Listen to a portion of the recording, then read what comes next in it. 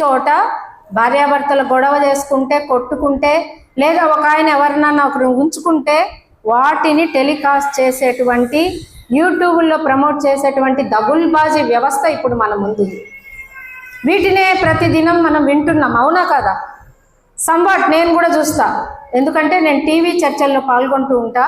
ఎక్కడ ఏ విషయాన్ని మాట్లాడాల్సి వస్తుందో అని కొన్ని ఈ సంఘాన్ని వ్యతిరేక ధోరణిలో, అభివృద్ధికి వ్యతిరేక ధోరణిలో ప్రయాణించేలాగా ఏ శక్తులైతే పనిచేస్తాయో వాటి ఆగడాలను చూడడం కోసం నేను కూడా గమనిస్తూ ఉంటా.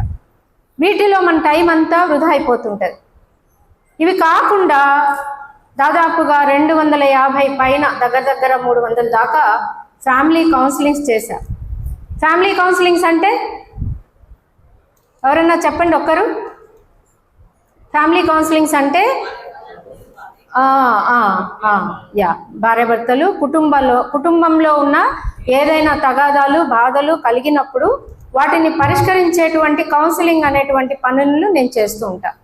అంటే వందలాది రకాల కష్టాలని, ప్రాబ్లమ్స్ని నేను చూసా. మీ సీరియల్లో చూసే కల్పిత కథలు కాదు, నిజమైన సమస్యలు నేను చూసినప్పుడు వాటికి పరిష్కారాలని సమాజంలోనే వెతుక్కుంటా. ఇలా మీ దగ్గరకు వచ్చినప్పుడు, మీలాంటి వాళ్ళతో కలిసినప్పుడు, సంఘంతో నేను ముందుకు నడుస్తున్నప్పుడు అక్కడున్న పరిష్కార మార్గాలు ఏంటనేది నేను గమనిస్తా.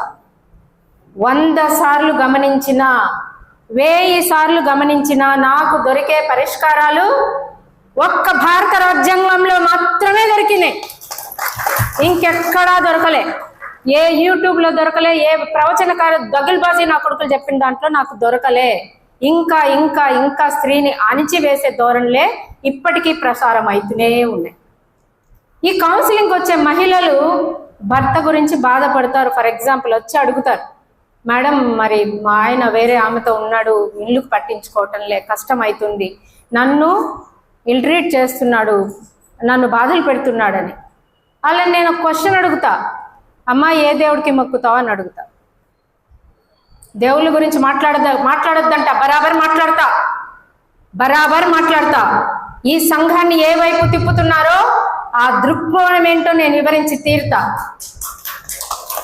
ఏ దేవుణ్ణి అమ్మ మొక్కుతావు అంటే ఆమె చెప్తుంది శివుడో ఈశ్వరుడు. ఆయనకి ఎంతమంది అని అడుగుతా. ఆయనకి ఎంతమంది అని అడుగుతా. అడగాలనా లేదా? మిమ్మల్ని కూడా అడుగుతున్నా. దాన్ని ఒప్పుకున్న వాళ్ళం దీన్ని ఒప్పుకోలేమా? అంటే కథల ద్వారా నేను ఏ దేవుణ్ణి విమర్శించట్లేదు. నేను కూడా మా ఇంట్లో కూడా పూజలు ఉంటాయి, పూజ ఉంటే పూజ చేస్తాం. మనశ్శాంతి కొరకు దేవుళ్ళని ప్రార్థన ఎవరైనా చేయొచ్చు, ఏ మతమైనా చేయొచ్చు. మతంలోని విపరీతాలని, మతంలోని స్త్రీ అణచివేత చర్యల్ని ఒక్క మతము, కథలు, పురాణాలే బోధిస్తాయి. అవునా కాదా చెప్పండి. అవును.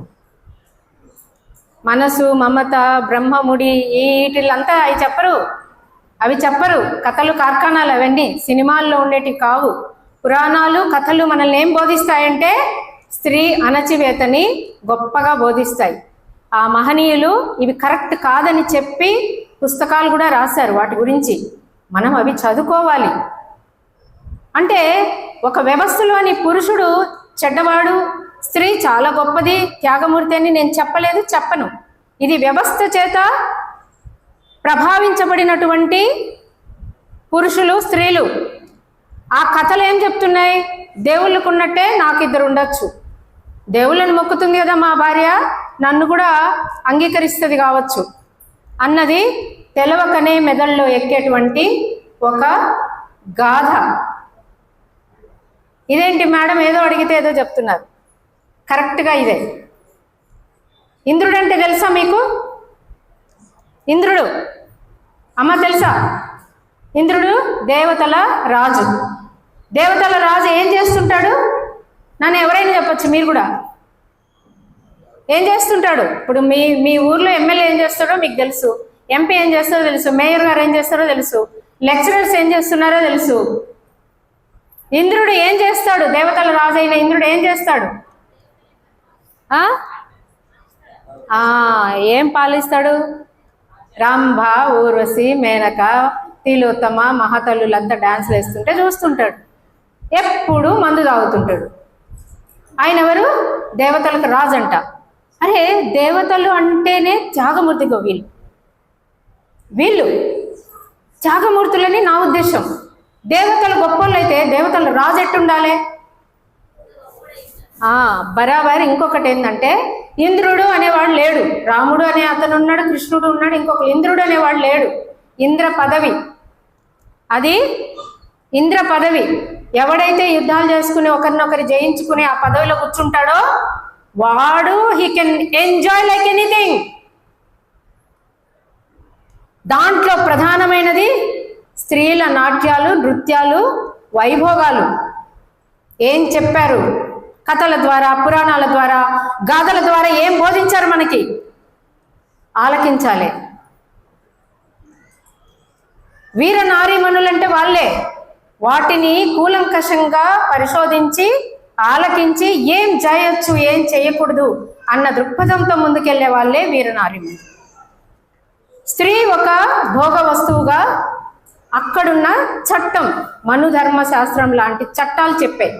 స్త్రీ అంటే అణిగిపోయి ఉండాలి, స్త్రీ రెండో జాతి వ్యక్తి, స్త్రీకి హక్కులు ఉండవు, పురుషుణ్ణి ఉద్ధరించడమే, సంతతిని ఉద్ధరించడం మాత్రమే స్త్రీ యొక్క కర్తవ్యం, ప్రధాన కర్తవ్యం అని మనకు కథల ద్వారా, పురాణాల ద్వారా చెప్పడమే కాకుండా ఆ ఈకపాటి, గరకపాటి, పెంటపాటి వాళ్ళందరూ కూర్చుని ఇవన్నీ చెప్తుంటారు. సీతా సాధ్వీమని, ఆమని, ఈమని అని చెప్తుంటారు. మనం తలకెక్కించుకుంటూ ఉంటాం. తలకెక్కించుకోవడం అన్నది కాదు, ఏ ధర్మాన్ని మనం తలకెక్కించుకుంటున్నాం, ఏ చట్టాన్ని మనం ఆహ్వానిస్తున్నాం వీటి ద్వారా అన్నది చాలా ముఖ్యం. అవునా కాదా? అవునా కాదా? రామాయణం తెలుసు కదా మనకి, తెలుసు కొంతన్నా కదా. రామాయణంలో కైకేయిని ఒక స్త్రీ ఉంటుంది. ఎవరండి ఆమె? రాముడి తల్లి కదా, పినతల్లి. సుమిత్ర అనే ఆమెకి రాముడు పుడతాడు. కైకేయి అనే ఆమె దశరథునికి మూడో భార్య కదండి. తెలుసా? మొన్నే కదా శ్రీరామనవమి చేశారు. ఏమండి? భరత శత్రుఘ్నులు ఆమెకు పుడతారు. సుమిత్రకి రాముడు పుడతాడు. ఇంకొక స్త్రీకి లక్ష్మణుడు పుడతాడు. అయితే ఆమెని పెళ్లి చేసుకునేటప్పుడు దశరథుడు అనేటువంటి ఆయన ఏం చేస్తాడంటే, అమ్మ నిన్ను నేను పెళ్లి చేసుకుంటాను, నువ్వు చాలా అందంగా ఉన్నావు, చాలా బాగున్నావు అని అడుగుతాడు. ఆమె ఏమంటుందంటే, నాకు వద్దండి బాబు, నాకు పుట్టే కొడుకు నాకు దేశానికి రాజు కావాలన్నది నా సంకల్పం. మీకు ఆల్రెడీ 2 భార్యలు ఉన్నారు. ఇప్పుడు నేను చేసుకుంటే నాకు పుట్టబోయే సంతానం రాజు అయ్యే అవకాశం లేదు, కాబట్టి నేను మిమ్మల్ని చేసుకోను అని ఆమె తిరస్కరిస్తుంది. తెలుసా ఈ విషయం? అమ్మ తిరస్కరిస్తే ఆయన ఏం చెప్తాడంటే, ఎందుకంటే అది రాజుల్లో చట్టం, అది మొదటి భార్య సంతానం మాత్రమే, కొడుకు మాత్రమే రాజు కావాలన్నది రాజులలో, రాజ్యరికాలలో అది చట్టం. అప్పుడు దశరథుడు ఏమంటాడమ్మా? ప్లీజ్ ఎవరొకరు చెప్పండి. నీ కొడుకే, నీకు పుట్టిన కొడుకే నేను రాజుని చేస్తాను, డోంట్ వరీ, నువ్వు ఎట్టు తిరిగి నేను పెళ్లి చేసుకుంటాను అని అడుగుతాడు. స్త్రీ వ్యామోహం ఉన్నటువంటి, స్త్రీ లోలుడైనటువంటి దశరథుడు. అవునా కాదా? రాజుల చట్టాలని ఉల్లంఘించింది ఎవరు? దశరథుడే కదా. కైకేయి ఉల్లంఘించలా. అప్పుడు కైకేయి యాక్సెప్ట్ చేసి పెళ్లి చేసుకుంది. పెళ్లి చేసుకున్నాక కొడుకు పుట్టాడు, ఆమెకు కూడా. అందరికి పుట్టారు, ఆమెకు పుట్టాడు. పుట్టాక ఆయన ఏం చేశాడంటే, కైకేయి ఎక్కడో అంతఃపురంలో ఉండేది. మందర తెలుసా మీకు? మందర అంటే కైకేయికి ఉన్నటువంటి ఒక అసిస్టెంట్, హెల్పర్. ఆమెని పుట్టింటి నుంచి తెచ్చుకుంటుంది. ఈమె పుట్టింటిని తెచ్చుకున్న ఆ మందర బయట, లోపల కైకేయికి అంతఃపురంలో తెలవకనే బయట జరుగుతున్న రాజ్య అభిషేకం విషయాలను తీసుకొచ్చి ఈమెకు చెప్పింది. చెప్తే అప్పుడు ఆమెకి ఆగ్రహము, బాధ కలిగి దశరథుడి మీద అలిగి దశరథుడిని వ్యతిరేకిస్తుంది. వ్యతిరేకించినప్పుడు నా కొడుక్కి పట్టాభిషేకం చేస్తానని రాముడికి ఎట్లా చేస్తావు? ఆ రోజు వరకు కూడా రాముడిని అల్లారు ముద్దుగా పెంచుతుంది కైకేయి. పెంచిన తర్వాత వీల్లేదు నా కొడుకే రాజు కావాలి. ఇది ఆమె అడిగిన తప్ప? ఇది తప్ప కాదు. కానీ ఏ స్త్రీలలో అయినా ఎవరైనా కాసింత గట్టిగా మాట్లాడితే ఏమంటారమ్మా? అమ్మో ఆ కైకి, ఇది భలే కైక, ఏం తప్పు చేసింది కైక అనేటువంటి స్త్రీ? నాకు అర్థం కాలేదు. ఇప్పుడు ఎవరైనా ఈ బ్రదర్ ఇక్కడికి పిలిచి ఒక మాట ఇచ్చాడు, మాకు మాట తప్పాడు, ఆయన్ని దశరథుడు అని అంటున్నామా? ఏ మాట తప్పిన వాడిని దశరథుడు అని ఎందుకు అంటం లేదు? మాట నిలబెట్టుకోమని ఎంపవర్డ్ ఉమెన్ అయినటువంటి ఒక శక్తివంతురాలైనటువంటి మహిళ, ఆమె రాజుల కుటుంబం నుంచి వచ్చిన మహిళ, తన హక్కులను అడిగిన ఒక స్త్రీని ఇక్కడ ప్రచారంలో ఉంచిన బ్రాహ్మణికల్ వ్యవస్థ ఏం చెప్తుందంటే, కొంచెం హక్కులు మాట్లాడితే ఆమె పెద్ద కైకే. ఇంకా ఏమంటారు తెలుసా? ఎక్కడన్నా ఒక విషయం బయటకు వచ్చిందంటే మందర చెప్పింది. ఆ మందర తన మాస్టర్స్కి సహాయకారిగా వచ్చింది, రిలయబుల్గా ఆమె సమాచారాన్ని ఆమెకు అందించింది. అలాంటప్పుడు మందర తప్పుది ఎట్లయింది? ఎవరి డబ్బులను తీసుకోలే, ఎవరిని ఆమె గొడవలు పెట్టలే, ఆమె ఉన్న సమాచారాన్ని తన మాస్టర్స్కి చెప్పింది. అప్పుడు ఒక స్త్రీని, అంటే సొంతంగా ఆలోచించే స్త్రీని కథలు, కాల్పనిక కథలు, పురాణాలు ఎలా పోర్ట్రేట్ చేస్తున్నాయి? తప్పుడుగా పోర్ట్రేట్ చేస్తున్నాయి. అదే స్త్రీలోనుడైన దశరథుడు ఏ దమ్మని చెప్పి పడేశాడు, ఓ నీ కొడుకునే చేస్తా రాజునని. ఆయనెందుకు చట్టాలను ఉల్లంఘించినోడుగాను, మాట తప్పినోడుగాను దశరథుడు అని మనం ఎందుకు అనట్లేదు కదా? అంటే ఒక కథ నుంచే మనం ఎన్ని విషయాలు తెలుసుకుంటున్నామో చూడండి. రావణుడు వస్తాడు అది వేయమని, కానీ ఆమె దాటి వేస్తుంది. ఎందుకు వేస్తుంది? భిక్ష. ఆయన అతిథి, భిక్షగాడు అంటే అతిథి. అప్పుడు అతిథి దేవో భవ అనేటువంటి ఒక గొప్ప అనుకరణ ఉండేది. ఆ ఆచరణలో ఏం చేసిందంటే, నువ్వు గీత అవతల నుంచి వేస్తే నేను తీసుకోనమ్మా, గీత యువతలకు వచ్చి వేస్తేనే తీసుకుంటా అని అతను ఆమెకు ఆంక్షలు విధిస్తాడు. అప్పుడు ఆమె ఏం చేసింది? తప్పనిసరి గీతకు అవతలకు పోయి భిక్ష వేసింది కదా. అది అందులో సీత తప్పుందా? ఇప్పుడు ఎవరన్నా ఈ అమ్మాయి ఎవరన్నా ఒక దగ్గర పోయిందంటే సీత గీత దాటినట్టు. ఆమె అంటే తప్పులని వైలేట్ చేస్తే, హక్కులని రూల్స్ని వైలేట్ చేస్తే సీత అంట. అరే ఆమె ఏం చేసింది? కిట్టి పార్టీలకు వెళ్ళిందా, సినిమాకి వెళ్ళిందా, డ్రామాకి వెళ్ళిందా?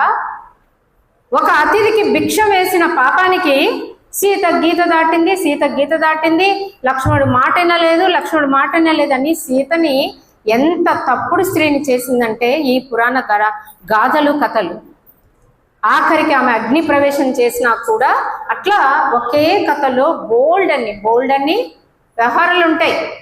రావణాసురుడి నుంచి తెచ్చేటప్పుడే అగ్ని ప్రవేశం చేసిన అతను మళ్ళీ బిడ్డలు పుట్టేటప్పుడు మళ్ళీ అగ్ని ప్రవేశం చేయమంటాడు సీతని కదా.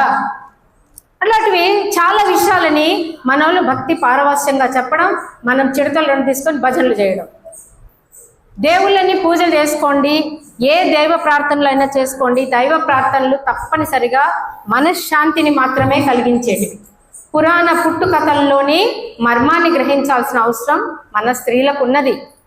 ఎవరైనా ఎంపవర్డ్గా బతకాలి, ఒక స్వతంత్ర ప్రతిపత్తితో ఒక స్త్రీ శక్తివంతురాలుగా ఎదగాలంటే ఇలాంటి వ్యవహారాలు, ఆచార వ్యవహారాలే అడ్డంకులు. తప్పనిసరిగా రేపు పొద్దున ఎగ్జామ్ ఉన్నా కూడా ఆమె ఇవాళ శుక్రవారం ముగ్గేయాలి, అది చేయాలి, ఇలా ఉంటాయి. అంటే మన నిజమైనటువంటి విజయాలకు ముందు వెళ్తున్న క్రమంలో ఆచార వ్యవహారాలు అనేటివి ఎలా మనల్ని వెనక్కి తీసుకొస్తున్నాయి అన్న విషయాన్ని కూడా మనం గ్రహించుకోవాలి. పురాణాల్లో, కథల్లో మంచి విషయాలు కూడా ఉండొచ్చు కావచ్చు, కానీ స్త్రీని ఎక్కడ పెట్టారు, స్త్రీని ఏ స్థాయిలో పెట్టారు, ఎందుకు పెట్టారు అన్న విషయాలని తప్పనిసరిగా గ్రహించాల్సిన అవసరం ఉంది. ఇవాళ నేను ఇందాకే చెప్పాను, నేను ఇక్కడ కూర్చున్నా, మీరు అక్కడ కూర్చున్నారు తప్పు అని నేను అంటలేను, చెప్తున్నా. ఒక స్థాయి నాకు కల్పించబడింది. ఈ స్థాయి కల్పించబడ్డానికి కారణం నా ఆలోచన విధానం, నా వ్యవహార శైలి, నేను ప్రజలకు చేస్తున్నటువంటి సేవ, ప్రజల కోసం నేను చేస్తున్నటువంటి సేవలో నాకు గుర్తింపు వచ్చి నేను ఇక్కడికి వచ్చా. ఇక్కడికి రావాలి అంటేనే మన ఆలోచన తీరు మారాలి. కాబట్టి ఎక్కువ శాతం టైంని టీవీ సీరియల్స్ ముందు కాకుండా ఇలాంటి వీడియోస్ కూడా వస్తాయి, మా అలాంటి వీడియోస్ వస్తాయి. ఇవాళ జ్యోతిబా పూలే గారి జయంతి ఉత్సవం జరుగుతున్నప్పుడు కనీసం నలుగురన్న వీడియోస్ చూస్తుంటే ఈ దేశంలో ఏం జరుగుతుండే, ఏం జరగలేదు, ఏం జరగాలి అన్న విషయాలు మనకు అర్థమయ్యేది. ఇప్పుడు సార్ చెప్పారు, బ్రిటిషర్స్ కాలం నాటి కాలంలోనే 200 ఏళ్ల క్రితమే కొన్ని చట్టాలు మన కోసం ఆపాదిస్తే, మన కోసం నిర్మిస్తే వాటిని ఇవాళ కూడా మనం చేతికి తీసుకోలేక మీలాంటి తల్లులు చాలా మంది బిడ్డల ప్రాబ్లమ్స్, భర్త ప్రాబ్లమ్స్ అని నా దగ్గరకు వస్తున్నారు. చట్టాలని కూడా చదవండి. చిన్న చిన్న చట్టాలు యూట్యూబ్లో ఉన్నాయి, లాయర్లు చెప్తారు.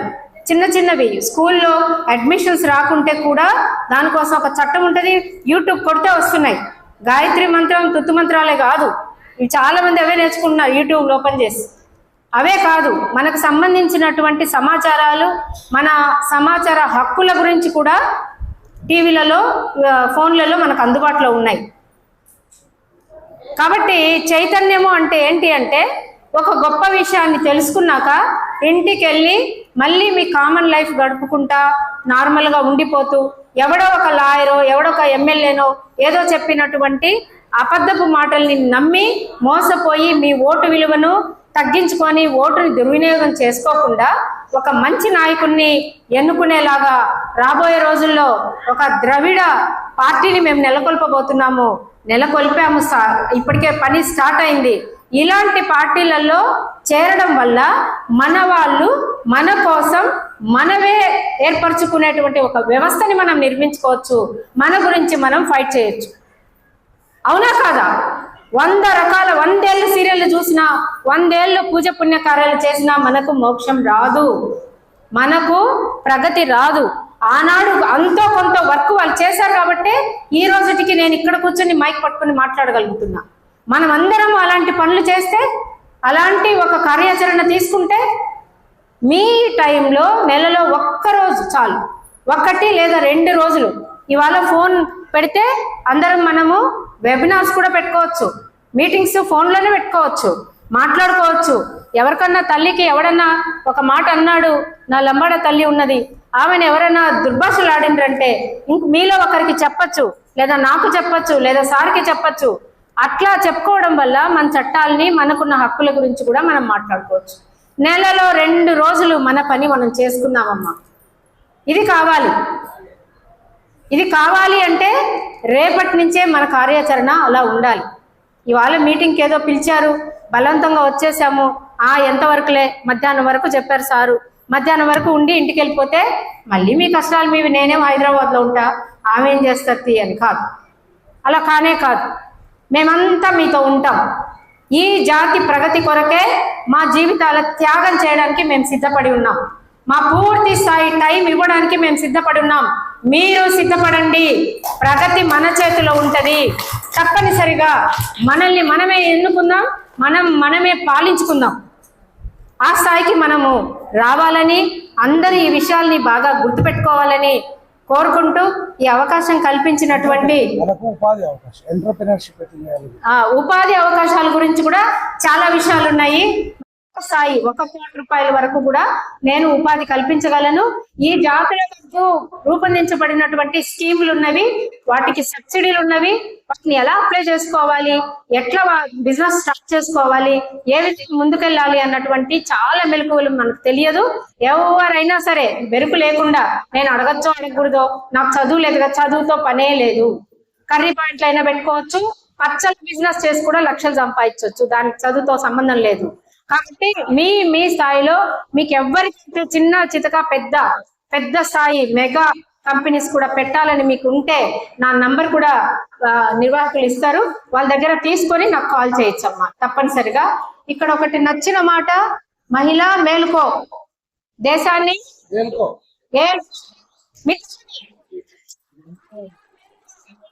దేశాన్ని ఏలుకో, ఇది మన ప్రమాణం కావాలి. ఇటువంటి లీడర్స్ ఉన్నారు, మన లీడర్స్ ని చేయి పట్టుకోండి, వాళ్ళ సహాయం తీసుకోండి.